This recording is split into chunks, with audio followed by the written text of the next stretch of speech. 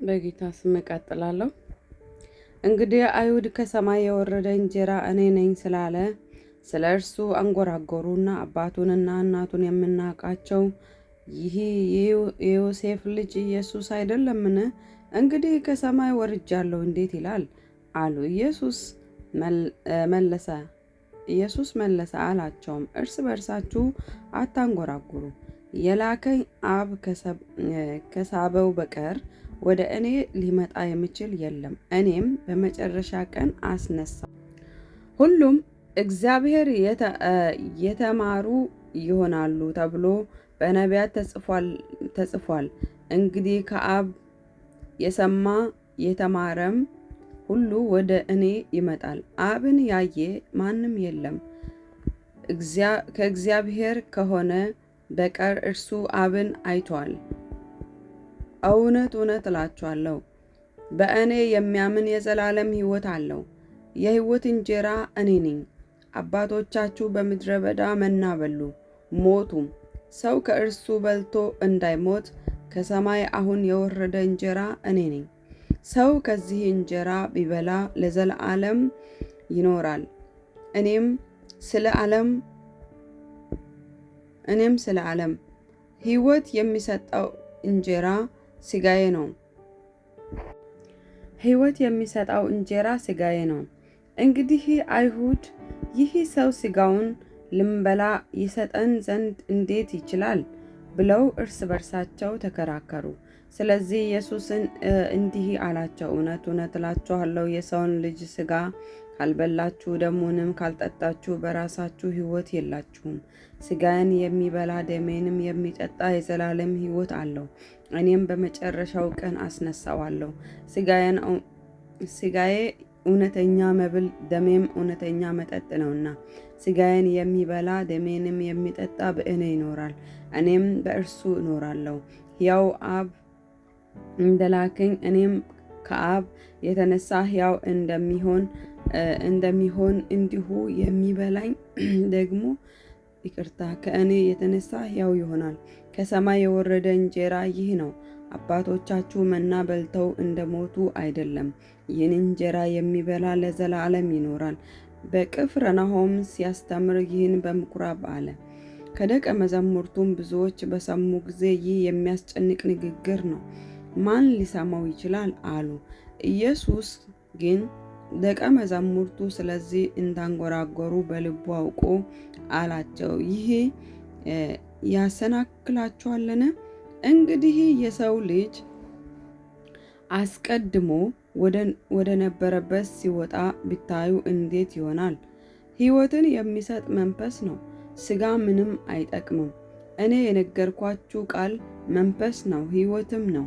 ነገር ግን ከእናንተ የሚያምኑ አሉ። ኢየሱስ የማያምኑት እነማን እንደሆኑ አሳልፎ የሚሰጠው ማን እንደሆነ ከመጀመሪያ ያውቅ ነበርና ደግሞ ስለዚህ አልኋችሁ፣ ከአብ የተሰጠው ካልሆነ ወደ እኔ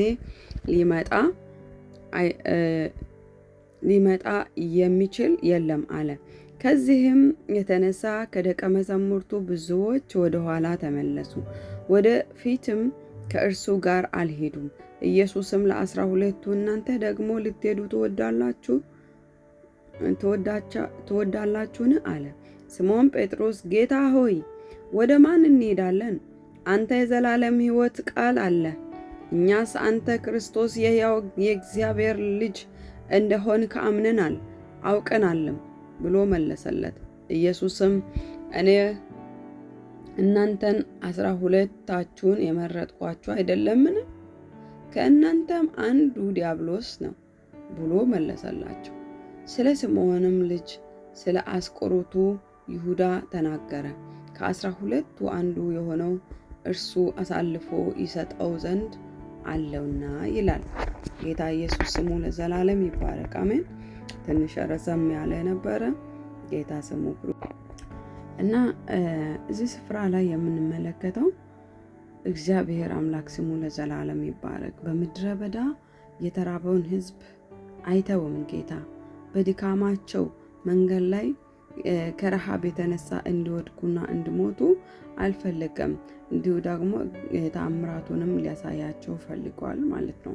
ስለዚህ ጌታ ኢየሱስ ስምዖን ጴጥሮስን ደቀ መዛሙርቶቹን ሲጠይቅ ራሱ ሊያደርግ ያለውን ያውቅ ነበርና እሱ ግን አውቆ ጠየቃቸው። ዛሬም ይሄ ቃል ለማን ይሁን? እግዚአብሔር አምላክ ሊያደርግ ያለው እርሱ ራሱ ሊያደርግ ያለውን ያውቃል። ስለዚህ እናንተ ማድረግ ያለባችሁ ለጌታ መስጠት ነው። አንተ ታውቃለህ፣ አንተ ትችላለህ ብለን መስጠት ነው ያለብን። እንዲሁ ደግሞ ጌታ ኢየሱስ እኔ የሕይወት እንጀራ ነኝ፣ ከኔ የሚበላ አይራብም ስለ ስጋ አይደለም የሚያወራው፣ ስለ መንፈሳዊ ሕይወት ነው የሚያወራው። እንዲሁ ደግሞ ስለ ቁርባን ነው የሚያወራው። እንካችሁ ይሄ የአዲስ ኪዳን ደሜ ነው፣ ይሄ ስጋዬ ነው ቆርሶ በሰጠ ጊዜ እንዳለው ማለት ነው።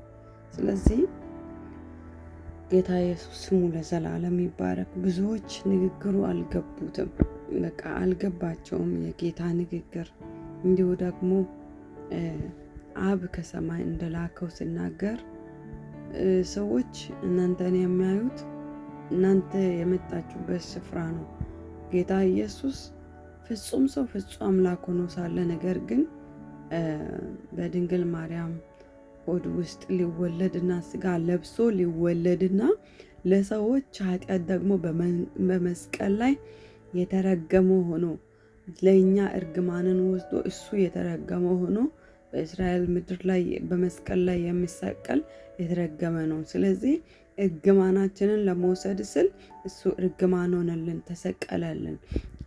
እሱ ሊሰቀል ሰው ልጅ እሱ ባይሰቀል ኖሮ በሕይወት መኖር አይችልም። ኃጢአቱ እንደ በፊቱ ኃጢአታችንን በግና ምናምን በሬ እየወሰዱ ስርየት የሚያመጣ ቢሆን የብሉይ ኪዳን ሕይወትን ብንኖር ኖሮ የእውነት ከባድ ነበረ። ግን እግዚአብሔር ስሙ ለዘላለም ይባረክ።